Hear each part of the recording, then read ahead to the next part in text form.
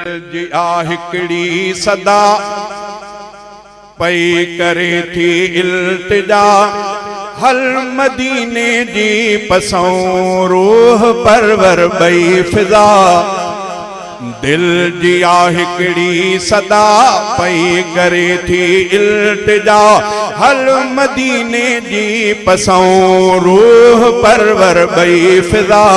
हल मदीने जी पसों रूह परवर बई फिजा।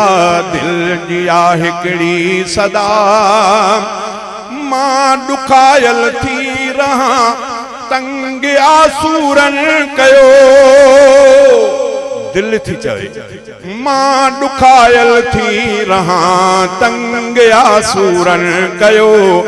दर्द जो दरमान थे पूरो हर अरमान थे, दर्द जो दरमान थे पूरो हर अरमान थे।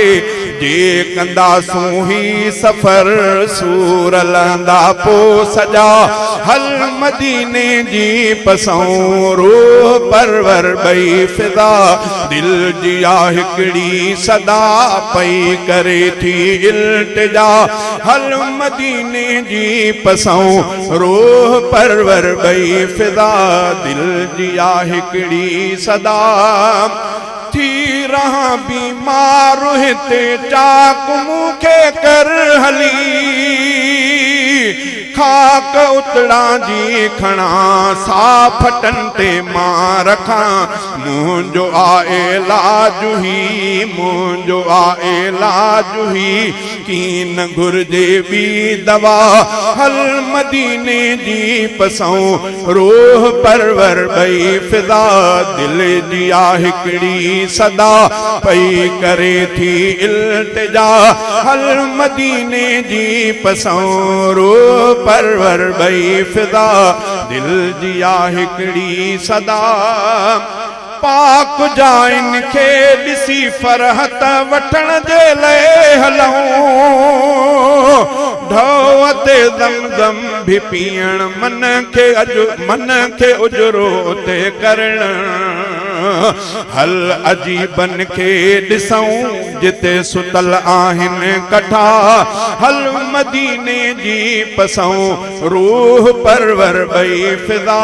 दिल जी आ हिकड़ी सदा पई करे थी इल्तिजा, हल मदीने जी पसों रूह परवर बई फिजा। दिल जी आ हिकड़ी सदा सब निजारा पुरकशश साह खे ॾींदा सुरूर। नेण पवंदा ही ठरी खुशियुनि जी खुलंदी पोदरी।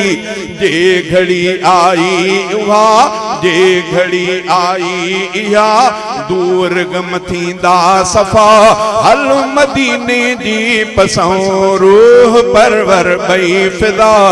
दिल जी आ हिकड़ी सदा पई करे थी इल्तिजा, हल मदीने जी पसों रूह परवर बई फिजा।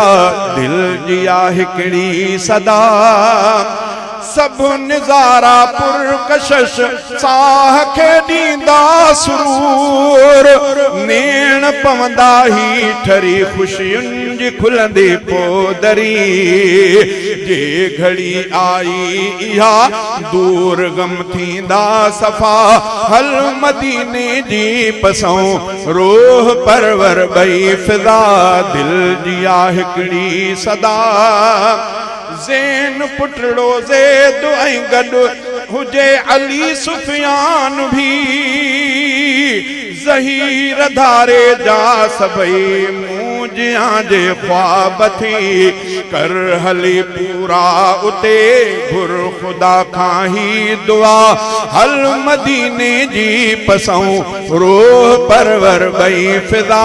दिल जी आ हिकड़ी सदा पई करे थी इल्तिजा, हल मदीने जी पसों रूह परवर बई फिजा। दिल जी आ हिकड़ी सदा